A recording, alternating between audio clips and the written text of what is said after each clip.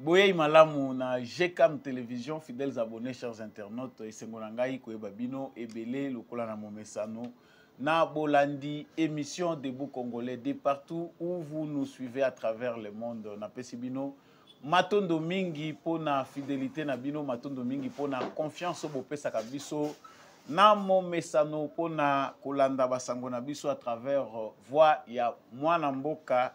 Samba Olonga ndenge na lobaka na bino toujours mokili ezali balance justice ya Nzambe ekorataka ata mokolo moko te justice ya Nzambe moto moko te a échapaka na contrôle nango wana ezalaka rituel ya émission oyo ko rappeler na ba comède mortel que justice ya Nzambe ezalaka soki okosalaka mabe okanisha ozaya kobatama yeba yango ke est invisible les homona yo soki po ko sala ka mabe na nko okanisi oza tout puissant yeba yango ke suka ya ba tout puissant pe ezalaka tôt ou tard tu finiras par payer les prix de tes actes.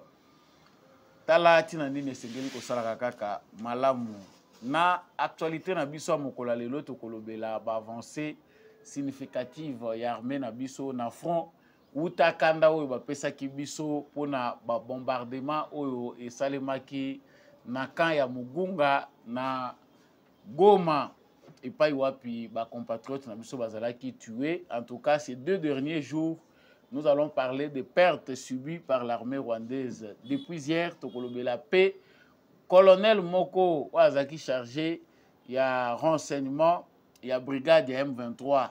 À Sila Kibongo, Kobomama Lobi, na bombardement, il y a FARDC. Nous allons parler aujourd'hui aussi d'une DIP transportant des munitions qui a été détruite par les Wazalendo et les FARDC.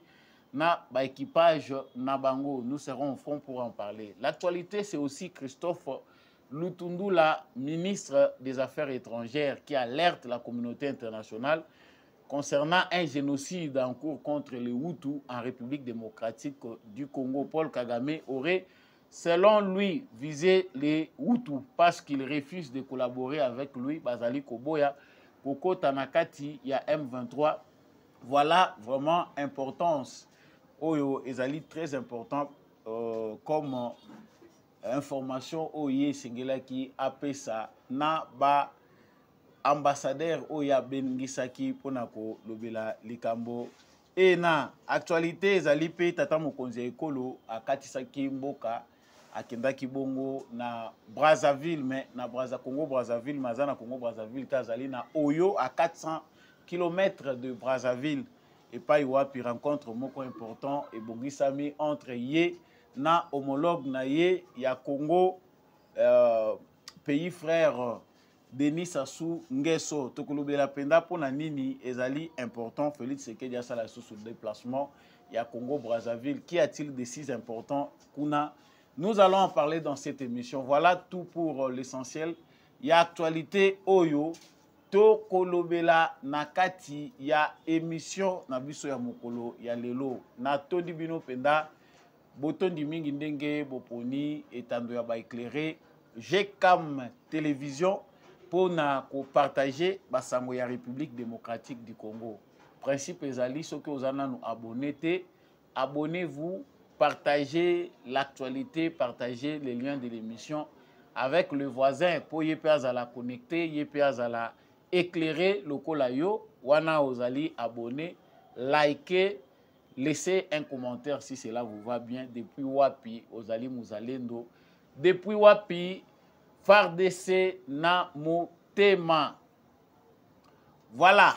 Biso tozelaka soki ba beti biso makofi nde penda makambo etambolaka bien epa na biso soki ba bandite toko sala eloko te. Selon ndenge introduction na pesi ezali ya ngai te ezali ya moko ba compatriote akomelaka nga lobi qu'est-ce qui ne va pas.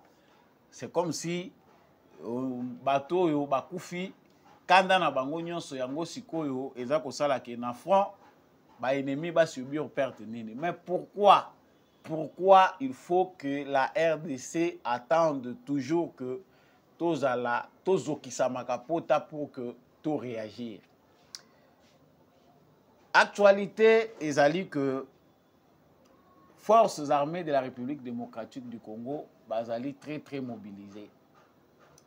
ces 2 derniers jours depuis le président de la République a zongi na mboka angouema moko ezali makasi na front. On ne sait pas par où ça va commencer.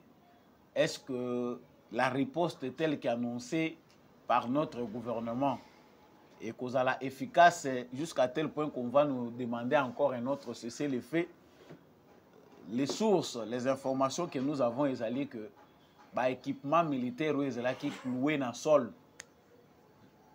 Les drones ezalaki lisusu ko attaquer, les avions militaires ezalaki ko mata lisusu te, engin nyonso ya engin lourd matériel militaire na biso evandaki nango. Malgré stock ya minduki eza ko bakisama en désordre, tout ça, ça ne servait pas. Les militaires bazaki na front, ceux qui ba meki ko sala moins avancé moké, ba yebisi bango replier. Nakolobele loko moko awa po ngai fona lobakaka ata bolobi o eza armée te eza bilo musu photo lobaka po er moko bato balandaka biso tango bango baza pe kolanda ngo nzela moko na bino ba eza secret défense te photo lobelaka ngo po elamusaka bango pe bandeko baza kolela na front tozala ta ba porte voix na bango pour que ça change. Des fois, par rapport au bazar au sa président de la République, ils allaient coïncider, ils allaient balanate na maillé soldats militaires congolais à Zago mon en front. Soldats moko aza très intelligent, sacrifié vie na ya memi mundu qui na front, mais ce qui se passe là-bas décourage aussi des fois Mutoyo azali très patriote na front. Na 48 heures oyo ekoki lelo armée rwandaise et subir ba perte ebele na ba zone lokola ya Kibirizi, Kikuku na Rwindi. Nde na uti koloba, c'est après ba perte auto subir bilan na loba ki en émission lobby 37 morts suite ya bombardement ya armée rwandaise. Mais na représailles na oye salemaki armée congolaise et lancé peu offensive na contre-attaque parce que jusque-là l'armée congolaise n'avait pas encore réagi de manière officielle. Mais bango lisusu ba terroriste ba yaki komeka na Sake et cheko ba subir na Sake armée congolaise a lobby voilà ngape fona profiter na nous pour faire subir bino ba échec na Kibirizi et pas wapi bango bazalaki kobunda na ba Kikuku na Rwindi. Les informations que nous avons ezali que mokolo ya lobby colonel moko kombo na ye Batashoka, c'est un colonel to yebite soki to kobenga yendenge wana mais aza commandant ya brigade moko ya ba terroriste ya M23 na axe nord, azalaki neutralisé na ba opération spéciale ya ba FRDC na biso. Ba bombardement oyo ba subir esali que ba perte ezala énorme. Il n'y a pas eu que des bombardements. C'est vendredi 10 mai 2024. Pour na bateau, baza umona bawazalendo, baza kosala musala te, insécurité. Soko yoki congolais, aza ko tenir langage ya ko attaquer nango bawazalendo yeba yango que c'est un ennemi. Parce que le fait que guerre est commis populaire, bato oyo bazalaki na ba mouvement rebelle ba koti na bazamba ba se transformer ba se muer en volontaire pour la défense de la patrie, ça a changé la donne. Ezana bisika mususu armée rwandaise na cartographie na bango na stratégie na bango ba yebi ke tokoleka wana facilement obstacle ezati. Mais bazoya koleka wana en renfort na ba troupe na bango oyo eza déjà kobunda ba kutani na embuscade à banane, wazalendo. Les wazalendo ne sont pas négligés. Ces compatriotes-là ont aussi ajouté un plus. C'est-à-dire, PSI, dimension moko populaire, na guerre oyo, Rwanda za kosala biso par procuration. Guerre oyo bazali kosala biso na ba occidentaux. Les bombardements sur les positions de l'armée rwandaise ont occasionné plusieurs morts. Pour la lelo mukolo ya vendredi, ezaki na jeep moko ya M23 bandai ko ba munitions pona kokende ko renforcer ba position na bango wana kuna lisusu ba force spéciale ya FRDC ba neutraliser ba position na bango dit wana ata survivant azate. Le plus grand mal dans nos communications c'est que lorsqu'armée na biso asalaka moins effort topé fort, les communicateurs, les gens qui s'indignent, silence ezalaka ya ba mort wana na bato balobelaka makambo ba guerre te okomona bango bavandi kimia muta koloba te. Mais soki kaka tozwi attaque moko to pe armée na biso ba réussir te na bataille moko songolo pakala ai wana tokomela sous maïté armée na biso ezokoka te, on donne l'argent aux mercenaires, on ne donne rien aux militaires, bokoloba loba loba loba. Mais quand l'armée fournit quand même des efforts, tozokoyoka ke basango eza bien esengeli na biso ko encourager. Donc, nyonso eza na kati ya kosalema. Bato balobi falaki ba provoquer biso, c'est que ba provokaka biso pour biso to attaquer. Les drones faisaient quoi depuis longtemps là? Notre aviation ezali kosala nini parce que makamusu pe koyi koloba mawa te mais guerre ya République démocratique du Congo na Rwanda et comme guerre moko ya intelligence et comme guerre moko ya ba technologie. C'est-à-dire ba informaticien, ba spécialiste, ba koti na makambo wana. Bino moko bunda olobia pona nini ba drone pe eza ko mata lisusu te bongo bango balobi bazaki na bazana na système na bango anti-missile ya protection et ko sala ke nini na biso ba drone na biso fonctionner te. Ah, à la guerre comme à la guerre. Guerre ya lelo ezoko bunda maloko ya 1945 te. Guerre ya lelo eza mingi guerre ya information. La guerre à l'ère du numérique ezali lolenge moko na guerre à 44-45 te ou bien ya 18-19. Guerre ya lelo ezali guerre moko ezosenga ba intelligence. Soki lobby bakoki kondima soda azoba lelo soda azoba koyi kozala admité parce que technologie esi a avancé makasi. Eza na matériel militaire ou ezosenga intelligence. Les Rwandais ont compris que oyo bango bazwaki lokola système ya ko se sécuriser nango pour la défense na bango et comme défaillant astuce oyo topé stratégie oyo nangamu na biso bazwi eza ko permettre broutage, c'est-à-dire baza ko brouiller système na bango ya anti-missile, radar na bango anti-missile, c'est-à-dire mituka wana ekoki pe kozanga komona ndenge ezali déjà prévu. Il faut ba mona soki engin moko volant emeki ko koma kaka na espace wana oyo yango ezo protéger permettre na bango directement détecter yango. Mais il se fait que technologie et répondaka pe na technologie mususu na technologie militaire pendant que bino bozo créer arme ba mususu pe baza ko créer ndenge nini ya ko faire face na arme wana et ainsi de suite. Donc, c'est dans cette optique-là, nous avons que FARDC azali kosala effort à travers le gouvernement Nabiso, il y a technologie sophistiquée. Et ça peut aussi bénéficier en termes d'expérience pour l'armée Nabiso. Le fait que Bazo Sala Kango, tous allez scruter partout, bah offre, ils allez se présenter, ils allez d'une manière qu'on a la capacité, qu'on a l'expérience, nous avons renforcer la capacité pour la sécurité de Mboka-Nabiso.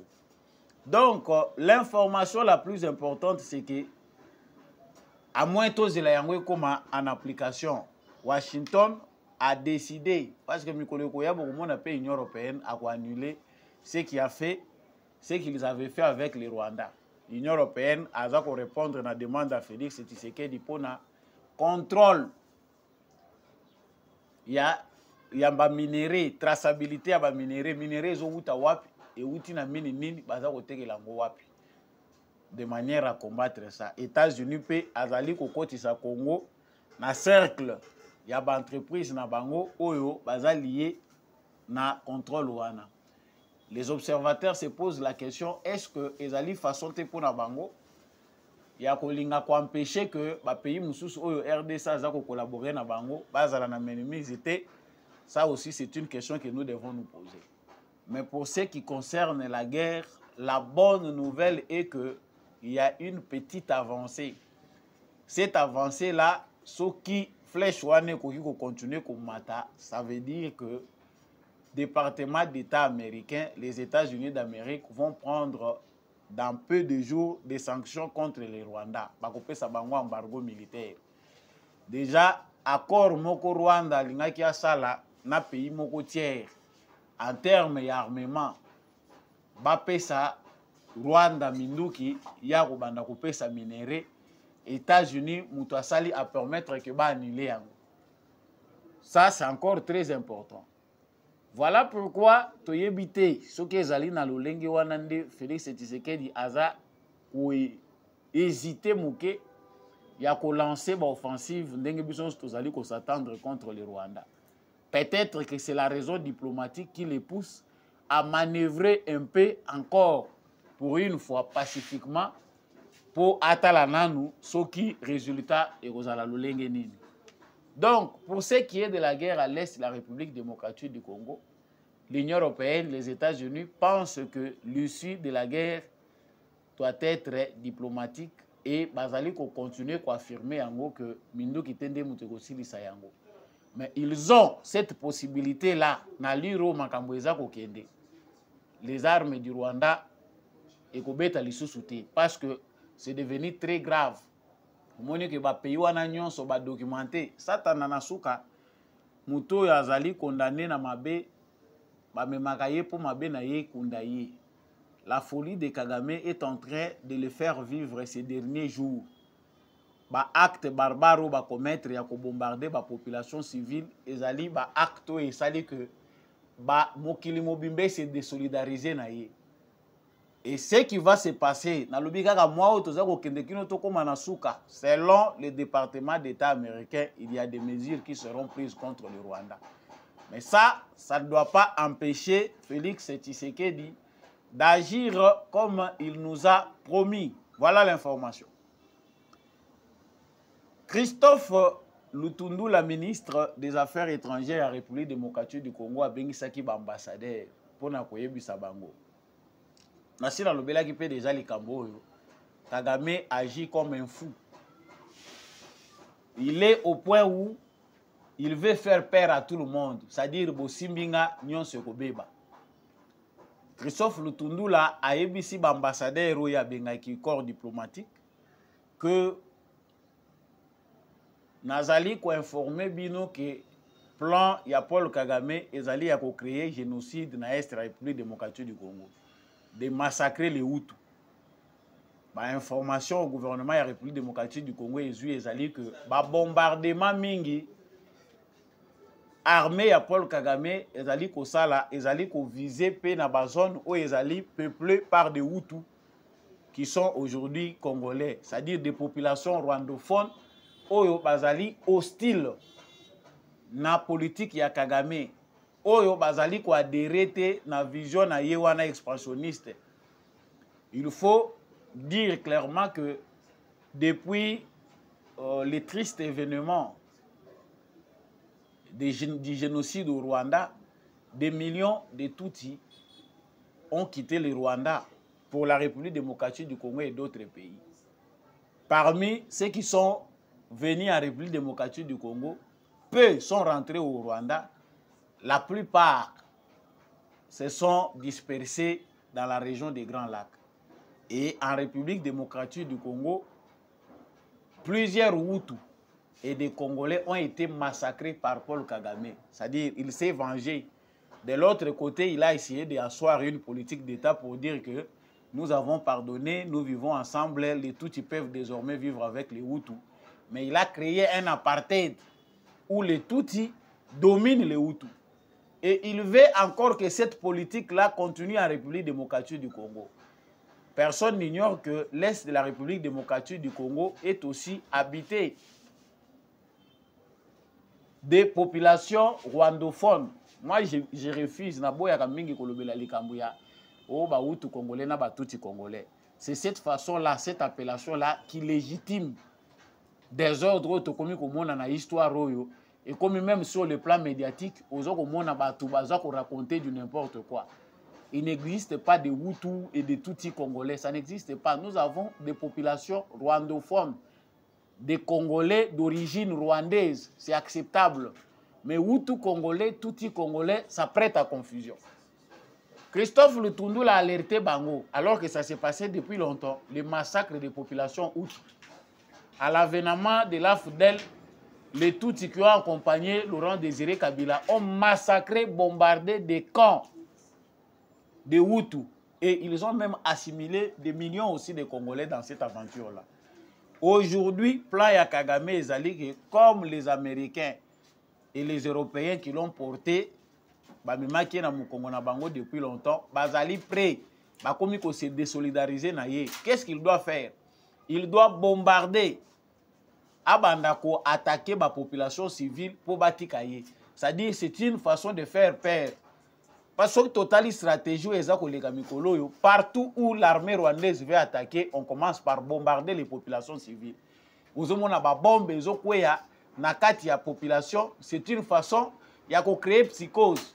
Ce qui population a commis en débandade, la population est au Koufa, lui Kagame, on va l'approcher.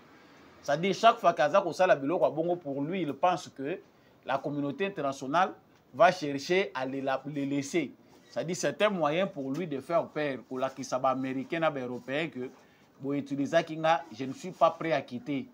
Je n'écoute personne, je n'ai peur de personne. La preuve, vous savez que c'est pendant que Félix Tshisekedi était en France que Kagame a bombardé et le lot c'est 37 morts qu'on a comptabilisés.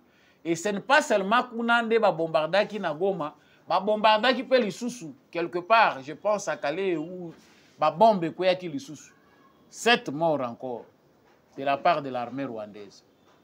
Pour les départements d'État américains, pour les renseignements américains, c'est inquiétant. Bayebaki ki bako continuer comme Kagame, bako sa l'aventure moko ensemble pour associer Tshisekedi na Kagame, mais bazo mona ke kosimba lisusu te. Yango diplomatie congolaise pe na stade auto komi eza ko consister ya ko continuer ko charger Paul Kagame, bako charger ndenge nini. C'est ce qu'on fait là. Les civils meurent. Mais qui sont ces civils? Bahutu, Ebele, Bazako Koufa. Pour Nanini, Bazali ko adhéré. Kagame veut remplir les M23 de Hutu et de Congolais affamés, ignorants, qui ne comprennent rien, qui vont aller aussi adhérer dans ces mouvements-là. De la même manière qu'il a fait avec les Nanga et les autres, Oyo Bazali appuie Oyo Kabila Pesi Kagame. Yakozwa ba Congolais Cotine de la Kagame pour que le mouvement M23 soit traité comme un mouvement congolais. Kagame veut que les Tutsis soient aussi Bazala Munduki Naye. Donc, à défaut de recruter chez lui au Rwanda, il va chercher que bango bayebi cartographie ndenge nini eza koleka na est ya Congo. Les endroits où ils allaient peupler na ba rwandophone bayebi yango malamu. Et ce n'est pas pour rien qu'ils bombardent ces endroits-là. Et pendant ce temps, qu'est-ce qu'ils font? Bazali kosa la campagne pour appeler les sinistrés. Bozonga na bino na bazone na bino bazali ko occuper les M23 n'a rien contre vous. C'est une stratégie pour Nabango où eza kosala ke Kagame en aggravant la situation, il va continuer à s'éterniser au pouvoir. Mais eloko eza stratégique au gouvernement ya République démocratique du Congo ko kosala, c'est de comprendre que Kagame a déjà fragile. À l'approche des élections en Boganaye, il faut aussi amplifier en termes de communication publique responsable. Parce que la guerre n'a pas besoin de public, toujours communiquer de manière désordonnée. On a essayé de proposer est-ce que le gouvernement, il y a République démocratique du Congo et qui organiser des communications en termes de Makambo, tout ça qu'on charger dans le Rwanda. Parce qu'ils ont ça de manière dispersée. On ne voit pas de réponse. Mais Bazali na stade moko est fragile. Kagame entre les élections, parce que les élections qu'il va organiser, il va les gagner. Mais il faut le savoir que déjà ça murmure au Rwanda. Déjà des oppositions naissent par-ci par-là. Il est chargé, il faut les charger davantage. Pourquoi pas causer la cas à un moment où l'élection a approché pour charger davantage l'offensive si ses alliés américains qui aujourd'hui dénoncent aussi Bakoko Salamote. Nous avons dit. Toza kosukisa awa na mobembo ya tata mokonzi ekolo Félix Tshisekedi. Président Félix Tshisekedi asa katisi lisusu azali na Brazzaville.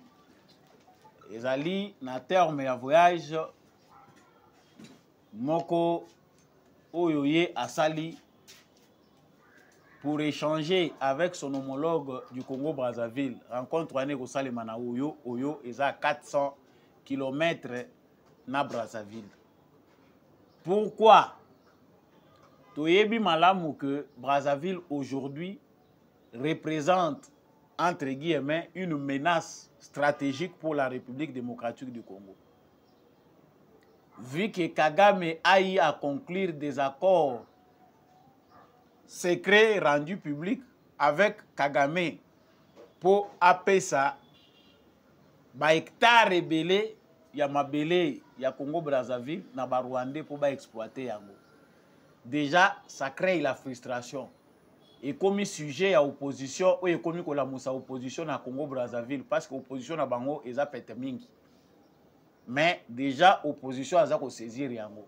Ba réclamation ya ba terre eza déjà na Brazzaville. Façon déjà ba Rwandais baza ko se comporter kuni ezoki de dia malamu te. Donc les Brazzavillois assistent les Congolais hein, bon on appelle un peu comme ça pour comprendre nga bande ko na biso Brazzaville au Bulandaka. Mais les Congolais, frères Congolais d'en face, balandaka bazali komona bazako observer impuissant face à cette aventure-là des Rwandais sur le propre sol. Mais Félix Tshisekedi va à Brazzaville. Ils sont très proches entre lui et Sassou Nguesso. La politique est allée très proche. Sassou a essayé de rassurer Félix Tshisekedi qu'il n'y a rien, ce n'est pas un problème, on gère. Mais prudence est mère de sûreté. Bato kanisa que Félix Tshisekedi a prudent. Non, Félix Tshisekedi maîtrise aussi en quelque sorte très bien les renseignements. Parce que total qui stratégie amena ki awa. Tango balongoli ambassadeur ya Congo Brazzaville ba remplacer na agent ya renseignement. Muto a géraki agence nationale ya renseignement na biso ya Congo ye wana nde tango balongoli awa ba pesi poste ya ambassadeur na Brazzaville.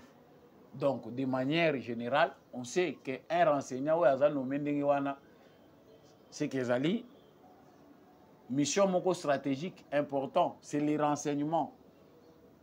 Zali pour nakotali ça que nazo ko blaguer les sous-soutés. Si Félix Tshisekedi se déplace et va à 400 km de Brazzaville, d'habitude tant que ndaka suka kana Brazzaville, capitale ya Congo. Ya Sassou. Mais cette fois-ci, Tshisekedi va à 400 km ya Brazzaville. Na oyo place azako kende kuna Sassou pa zalaka mingi kuna. C'est pour voir lui-même de près. C'est pour avoir une causerie profonde. C'est parce qu'il a obtenu des renseignements importants. Nous avons beaucoup de questions à nous poser. Mais ce qu'il faut aussi savoir, c'est que le Félix Tshisekedi qu'on voit, azapé renseignant Mounene. Bien que on peut lui dire tout ce qu'on dit de lui, mais ce voyage-là aussi mérite. Ils voyage moko oyo ezako senga que akende yango parce que c'est la diversion qu'a créé Kagame. Le Kolaza très étouffé à l'est, il doit créer un front à l'ouest pour détourner attention à Kinshasa. Le Congo n'est pas un pays facile à diriger vu que tout ça a 9 frontières. Kagame a voulu nous déstabiliser à partir d'autres voisins. Même Bao Bazala qui a impliqué directement, va créer des problèmes dans le Congo. Donc vous allez comprendre le pourquoi.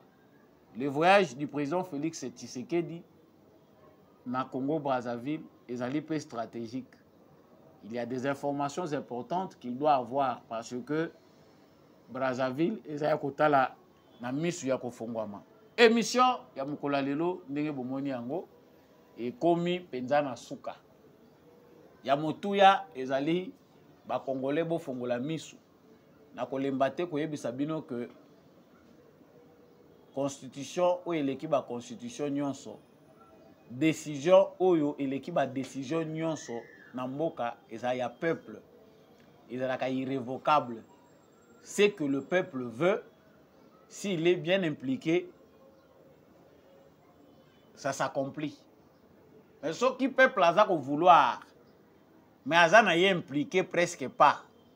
Et que s'accomplir, nous risquons comme ça d'être éternellement victimes ou en otage, prise en otage par un petit groupe d'individus. Situation où tous les Congolais la mikolonion so bande konanga ba Congolais oyo boza kolanda biso muke oyo bolanda biso bo révolter baninga. Sans se révolter, ça ne changera pas.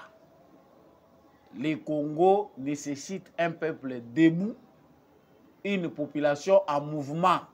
Les politiciens ya Congo pour changer, il faut peuple comme un peuple moko ya kanda.